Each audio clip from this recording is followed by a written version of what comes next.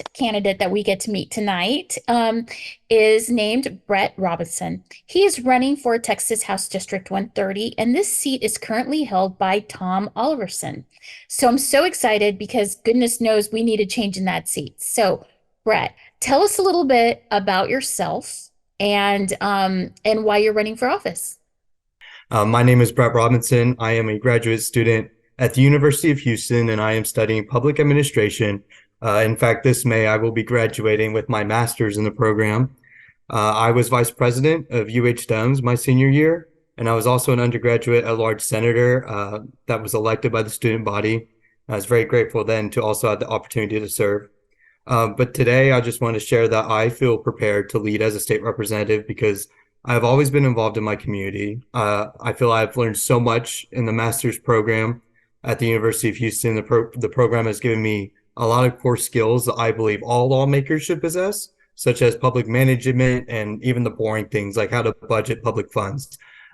Personally, my favorite topic in the program is how to conduct policy research and data analysis. Coming up with solutions for policy problems is to me a lot like solving puzzles, which I'll love to do in my free time. I'm a bit of a nerd that way. I have conducted my own research projects in certain policy areas that I am interested in. I always have an open mind to research findings, and I believe our world would be in a much better place if we just left our silos for a moment and truly embraced new policy discoveries and ideas. Another thing that I feel that qualifies me for this position as state representative is I am very comfortable having political conversations with anyone, no matter their ideology or party identification. I think at a time when our society is just so divided, and a lot of times when we think of politics, we think of it negatively, in that we don't really want to talk to one another. I have this ability really to just have easy, honest conversations, even on the most sensitive topics like abortion rights. And I recognize that if I were to win my race, I would very likely be a member of the minority party in the legislature. And I'm well aware that any bill I write or support would need to also have the support of Republicans and Governor Abbott to have a chance of success. But even if I was a member of the majority party, I believe that as my role as state representative is my view to have good faith discussions with all representatives so that their constituents may have a voice. And so you can trust me to facilitate those effective conversations. That's great. So, Brett, tell us a little bit about what are your top three issues in your district that you are running on? Number one, and the main reason why I ran is because I want to restore reproductive freedom in Texas. Texas really is the leader of our nation. Anything that Texas does, many other conservative states and other states take hop onto those policy positions and they take them as well. And so what Texas does has implications nationwide. And my opponent, as you mentioned, Tom Oliverson, he is the author of the Heartbeat Act, which bans abortion after 6 weeks and provides no exception for rape or incest. It's not a pro-life bill. I want to make that very clear.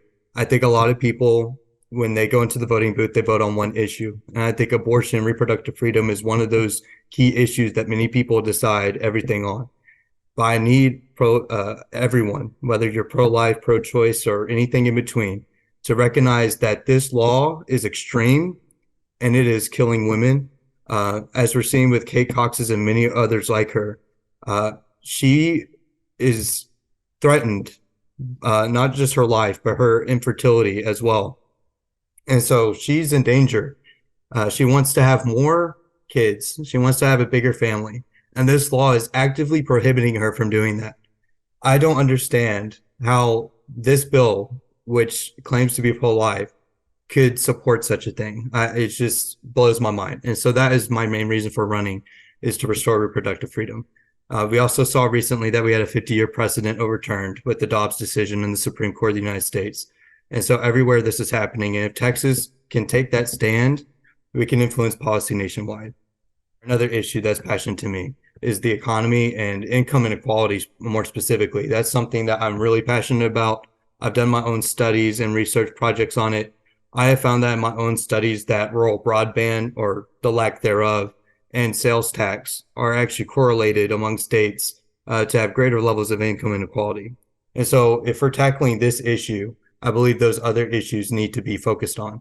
And we can take those opportunities to increase rural broadband, to have sales tax reform, I know a lot of my ideas, they might be controversial, even for Democrats, and I understand that, but that's the risk that comes with innovation. But I make this promise to you. If any bill I pass or support, uh, it does end up past Governor Abbott's desk, I promise that I will monitor that legislation very closely. I want to make sure that in my role as a state representative, that I am truly serving my constituents and all people of Texas.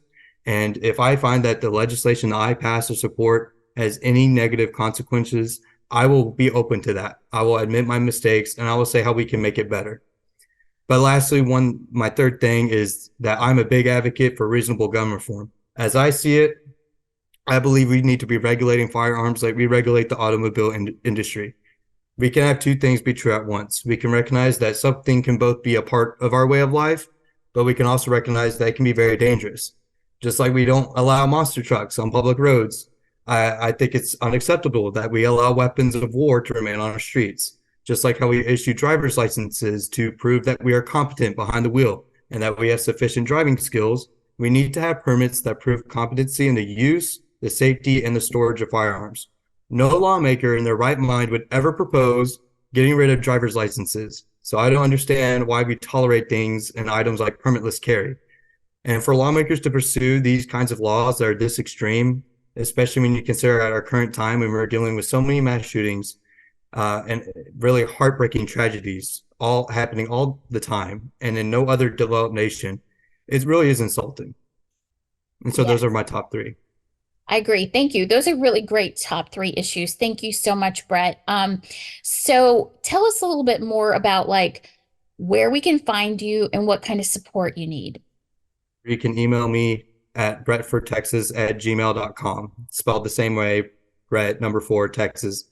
I'm always open to any emails, whether there's something you're passionate about, or if you want to volunteer for the campaign, I want to hear from you.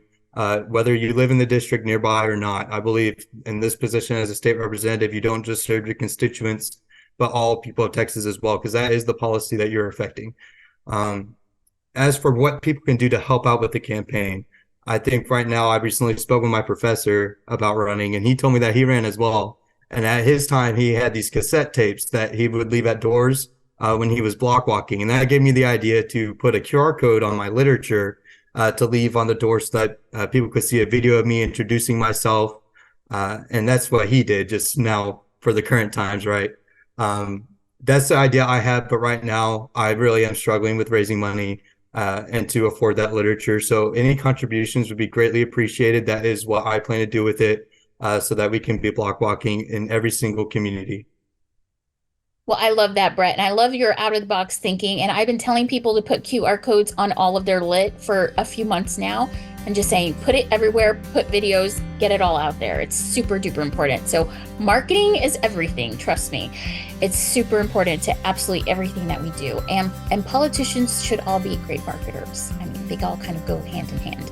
So thank you for joining us tonight, Brett. I look forward to seeing you on the campaign trail, and hopefully we'll get a chance to meet again soon and talk politics during this next election cycle. So thank you so much.